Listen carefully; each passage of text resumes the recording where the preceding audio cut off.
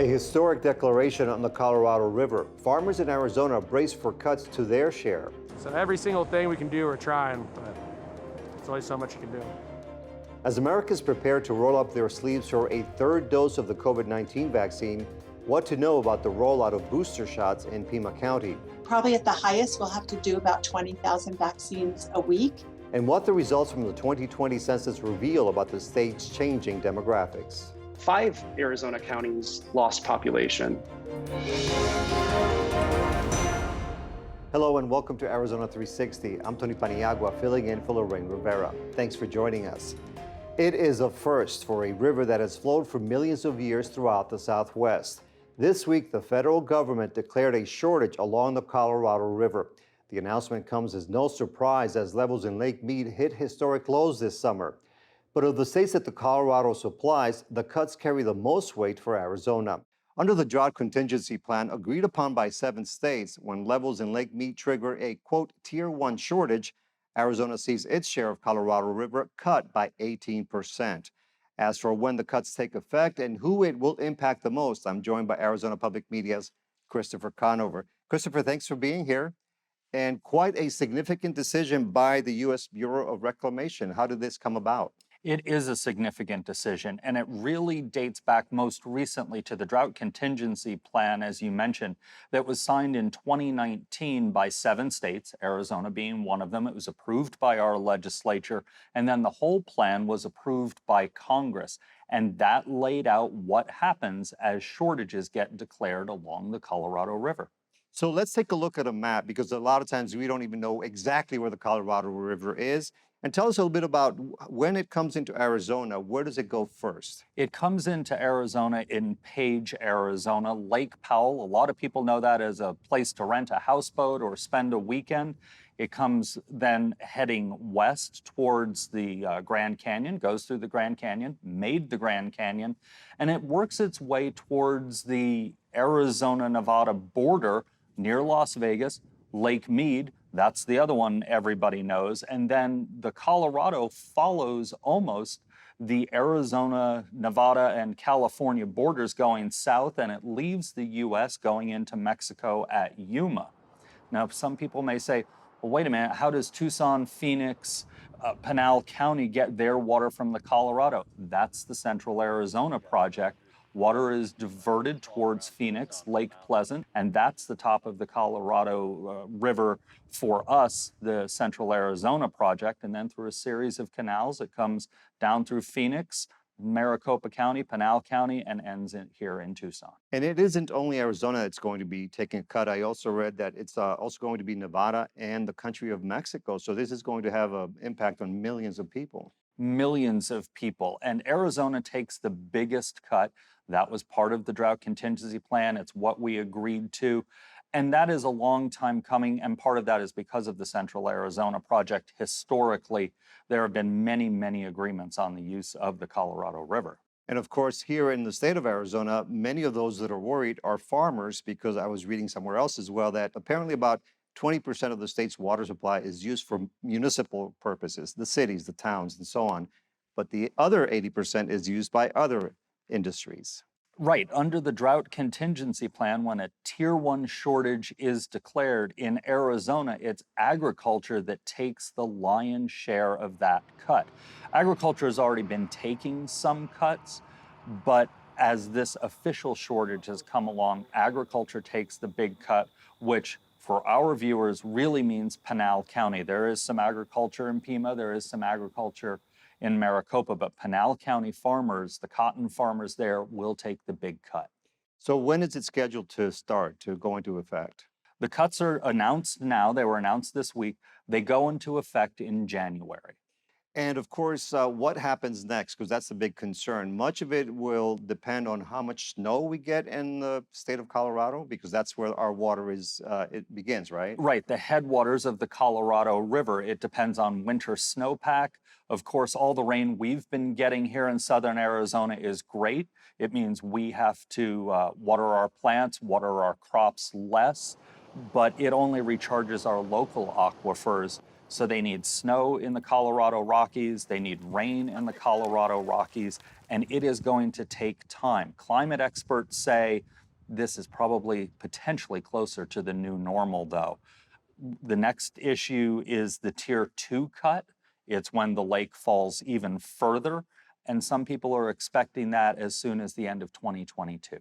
And then one final question, Christopher, any idea on what could trigger cuts for municipalities? Because of course, most of the people are living in cities and towns. It all comes down to the cuts that we have to take on Tier 2 and Tier 3. I talked to, in the course of my reporting, Tucson Water, which supplies a lot of our viewers with its water, and they're not worried because they've been storing their Colorado River water, the allotment that Tucson Water gets. We have it stored, they said, for about a decade. And that doesn't mean go out and leave the hose running or let the shower run for too long, but we have plenty of water in the Tucson Water Basin for right now. Christopher Conover, thank you very much for joining us, and we'll look forward to more reports from you. My pleasure. And as you just heard, Arizona's agricultural industry will bear the brunt of the shortage's impacts. We traveled to Pinal County, west of Casa Grande, where a farmer and his family are bracing for the cuts. Will Thielander and his family have been farming in Pinal County for several decades, beginning with his grandfather in the 1940s. The Tempe Farming Company grows crops such as cotton, alfalfa, and corn. Been great. Started off just helping out, then got more and more duties around the farm. Eventually became a partner a few years back. And yeah, it's been going great. With all these water cuts that we've been facing. And so it's going to be a lot more difficult moving forward. Thielander is referring to the Tier 1 cuts along the Colorado River approved by the U.S. Bureau of Reclamation. The Central Arizona Project, or CAP, is an expansive and expensive system that won't be able to deliver as much water as usual to the middle of the state. The Tier 1 cuts, specifically our irrigations district, their contract with the CAP, and we're getting cut back by a ton of it. So now instead of getting surface water from the Colorado, we're going to have to do a lot more ground water pumping. So that's what it means. We're going to have a lot less water. Any idea on the number of farmers in this area that are going to be impacted by this Tier 1? Farms our size, there's about, I want to say like 8 really big farms that are going to be making massive decisions this year on how much to plant and equipment and all that stuff. During this monsoon, which has dropped record rainfall in cities like Tucson, Thielander's situation seems surreal. On our way to his farm west of Casa Grande, the raging green wash adjacent to I-8 kept us from reaching his property. We detoured to his cousin's farm instead. Does it seem ironic that we couldn't get to your farm because of this wash running so heavily right now? Very ironic because wish I could just build a giant reservoir and catch it all so I'd have water for next year, but life doesn't work that way. I wish those monsoons would just wait until the winter and go snow up in the Rockies. The Colorado is fed by that snow melt, but this monsoon rain is a different story. It is very much appreciated, but unpredictable as a long-term solution. Well, yeah, everyone's just like, oh, it rains, so now we have water. It's like, nope, there's reservoirs have to be above the city. So Phoenix, Tucson, reservoirs, water can flow down. It doesn't. We got a bunch of water raining right here. We can pump it once it sinks in, but not a lot sinking in when you got a river flowing. So, yep, unfortunately, this doesn't help with the Colorado. The district's doing everything it can to drill wells throughout the district to try to move as much water as we can to keep as much in production as we can. Thielander has already stopped using hundreds of acres on his farm in order to save water, and he's also experimenting with plants that require less irrigation. Farmers, he says, are trying their best as the competition for this precious resource heats up. So every single thing we can do, we're trying. There's only so much you can do. People are always going to come first, and when there's only so much water, development for people makes a lot more money than agriculture on a per acre or a land basis.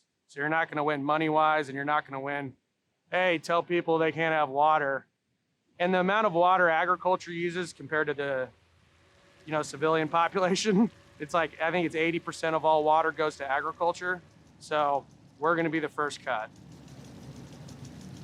One thing I hear from a lot of people online, because some of the other interviews, is the fact that we shouldn't be farming in the desert anyway. And then my retort to that is, all the farmers and everyone built all the infrastructure for all these people to move out here. Without us, none of these people would be here. And to that point, should we have people living in a desert? Should we build a city in the middle of a desert? I don't know. These are all questions that everyone could be asking themselves. It is what it is. And who am I going to yell at? The clouds for not dumping enough snow in the Colorado, for them over allocating the Colorado River a while ago when we were in our wet period, when the scientists didn't even know we were in a wet period. So, I mean, there's no one to be mad at. It's just do everything you can and keep moving forward.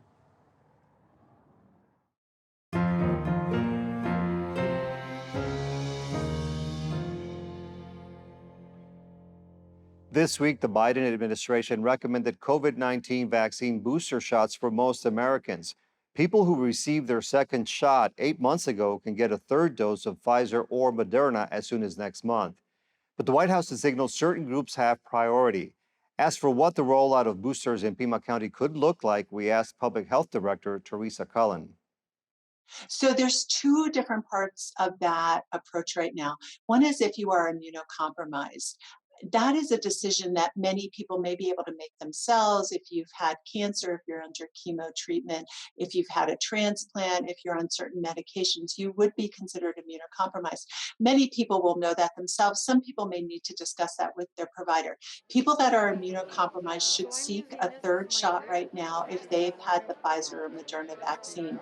J&J, we're not sure yet. The data isn't in, so we're discussing that. The larger issue is for everyone that's been fully immunized, more than 8 months since their second immunization or their first shot if it was J&J.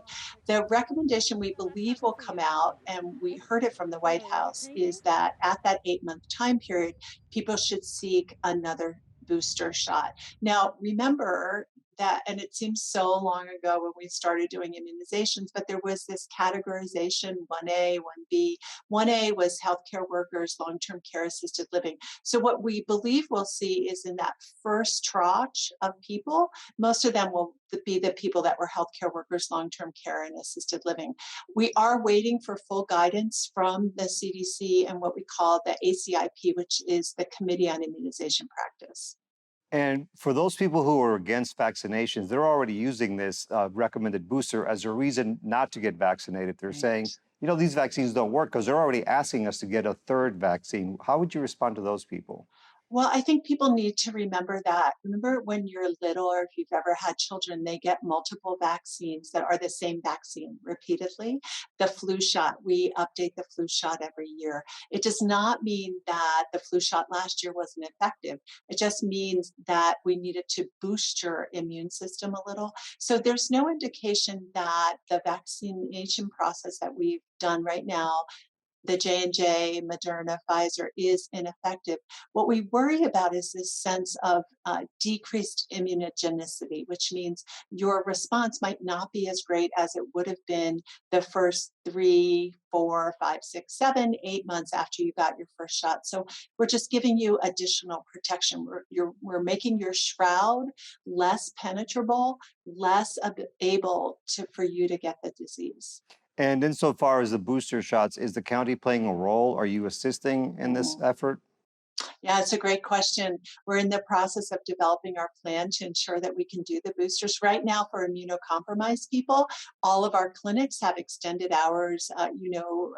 People may not know this, but we do run 3 health clinics, and they have hours till 7 at night. We've worked with the pharmacies. They're all able to give the boosters right now.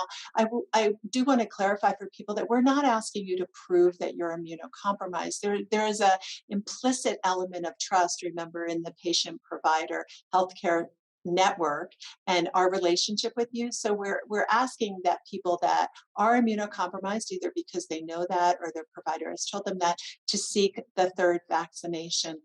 As we move into the larger vaccination in September, we will be playing a large role. We actually, like I stated, we're in the process of trying to develop the appropriate response to that. We do believe that we will be continuing to have mobile clinics. We have lots now. We're going to expand those so that we can accommodate the influx of people that need a second shot.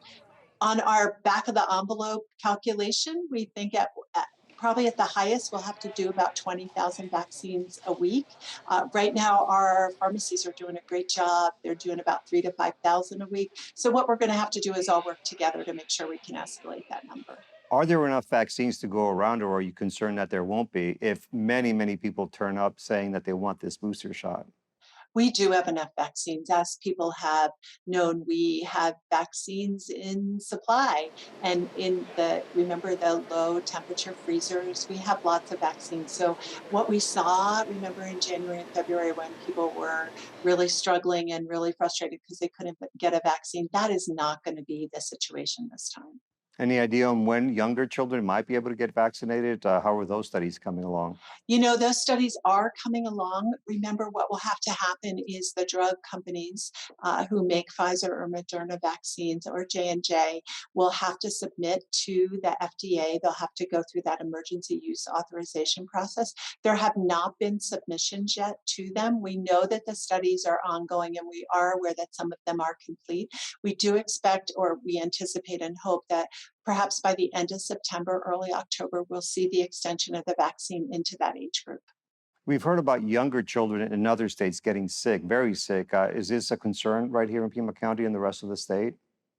Yeah, pediatric cases do seem to be increasing from COVID. We know that there are pediatric admissions. I think what's important to note is within the school system itself, and this number changes by the hour.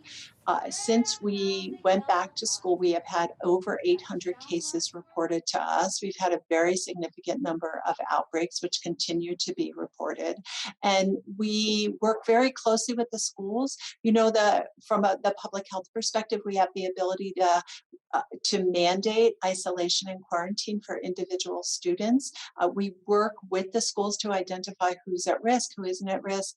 If there's a recommendation to close a classroom, that recommendation comes from us. And actually, it's more than a recommendation, it's a mandate that certain classrooms be closed if they meet certain infection rates. Dr. Teresa Cullen from the Pima County Health Department, thank you very much for joining us. Thank you. Thank you for the opportunity to speak.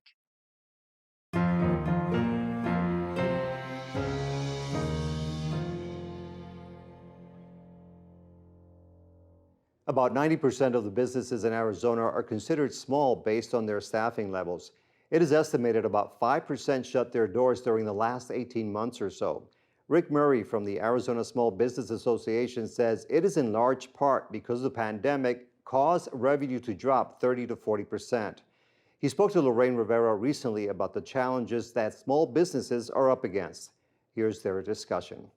Rick, let's look back. How have small businesses throughout the state of Arizona fared during the pandemic? It's kind of a good and a bad of it. Certainly, we've discovered a lot of things that we can do that we didn't think we could do at the beginning. But it's been a tough road for most of the small businesses. And then coming back now, it's been equally as tough. It's tough to find employees. Bringing customers back. We've got more mandates from a mask standpoint, and so it's kind of been one of those up and down, herky jerky, stop and go in regards to what our small businesses can do. But the federal bailout certainly helped a lot of small businesses to weather through some of this. Obviously, those who were best prepared for this was the ones who had cash and able to weather through it and keep their employees on board as well. So it's been it's kind of a, how do you plan for the future? How do you plan for these kinds of things? It's hard to plan for anything, but you always want to be planning for that rainy day. What was the Small Business Association's guidance to those mom and pop shops when they were having to navigate state mandates or local ordinances and really having to decide who to follow? Well, we were there as a resource, and certainly we wanted to make sure that they understood all the options out there for them and the opportunities, and a lot of the small businesses, the mom and pops out there, didn't understand the whole PPP process. It certainly was complicated, even for the most you know the ones who are most in tune with it. So we were helping a lot of those businesses get through and navigate the pitfalls and the opportunities that was in front of them. And so we continue to help them through those. We've got opportunities for our businesses in regards to relationships with lenders to help them through some of these pieces. But I think the lenders also have stepped up well. They've been certainly more than willing to help small business as long as they had the capacity to be able to see in the future of new business coming in. But it's it's all kind of hit and miss for both our financiers and for our businesses, and on whether or not they want to even continue moving forward. It's the time to go get a job, kind of thing, and give up their dream of owning their own business too. Early on, you indicated that some businesses were able to thrive and adapt and pivot. What would you say were some of the successes that emerged during the pandemic? Well, I think what I think most of us realize is that we can do a lot more than we thought we could, and with a lot less than we thought we could. I think some of the other successes, depending on what side of the fence you're on, is that, well, maybe we don't need an office anymore, and maybe we can work remotely. And so that is going to be an interesting dynamic as we move forward in regards to office space. Do we need office as much office space? And so we're kind of keeping an eye on those kinds of things right now from a landlord tenant perspective of what those what the future holds in that area. But having, as we're doing this interview today, this is kind of a new dynamic, I think, for all of us. And now we're kind of becoming pretty old hands at this electronic communication. There were a variety of supports in place from the federal to local, state governments. What would you like to see from the public as, in some areas it looks like the pandemic might be loosening up, but in others it very much remains part of our day to day? I think we have to understand that this is going to be our new reality for the foreseeable future, where we're at. I think as a business owner, this is our new reality, and we need to be able to continue to weather through this, continue to find ways to do business in this new economy, as we call it. And I think even our consumers are trying to figure it out. They're going through it just like we are. And so, as we go out, as you go out as a consumer, understand what that small business owner is up against, has been up against, because we've all lived it together. And I think the fact that misery loves company is certainly bodes in this occasion very well here. So, Rick Murray from the Arizona Small Business Association, thank you. thank you.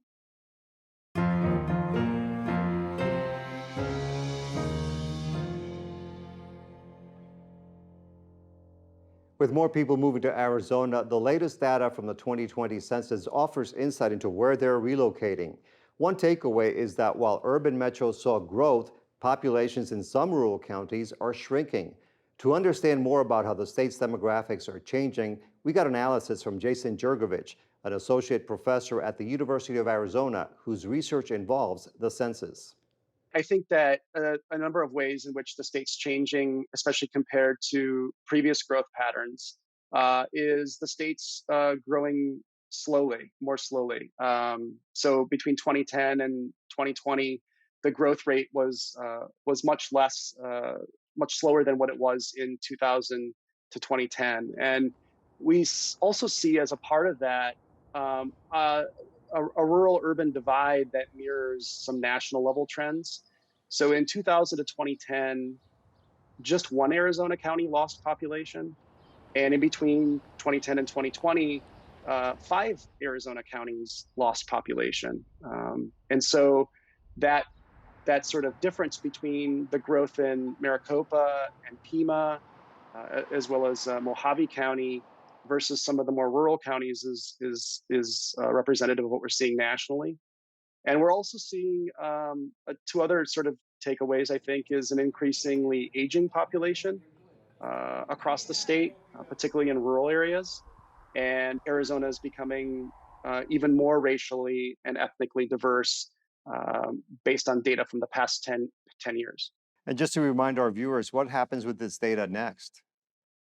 Yeah, so the states have those redistricting files, and so many of them are busy, obviously looking at the data and processing it with respect to redrawing congressional districts, redrawing state house and Senate districts.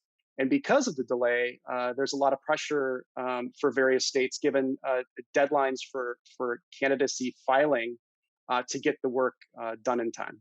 Jason, will there be some negative ramifications for the rural areas since the data is showing that they are shrinking in most cases here in the state of Arizona?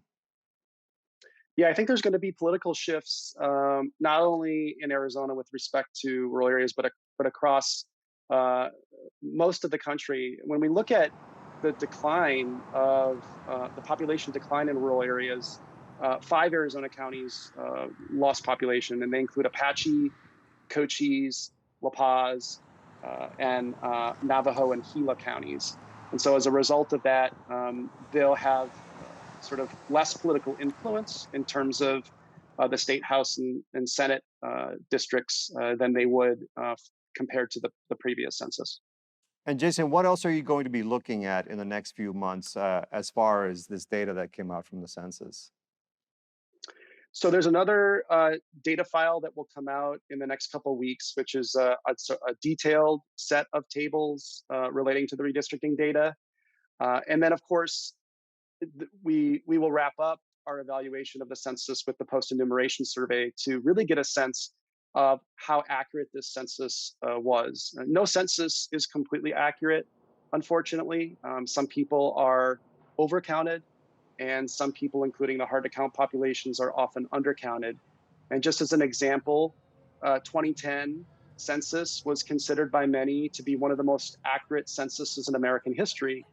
But when we look at specific racial ethnic groups, as well as data for particular hard-to-count populations, in 2010, for example, 2.1% of Black African-American individuals were missed in the census, which is roughly 800,000 Black African-American individuals.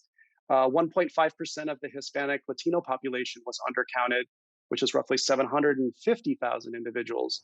So once those data become available, we'll be evaluating those data for a better sense of how the Census Bureau did in 2020. Jason Jurgovich, thank you very much for joining us. Thanks, Tony. Appreciate it.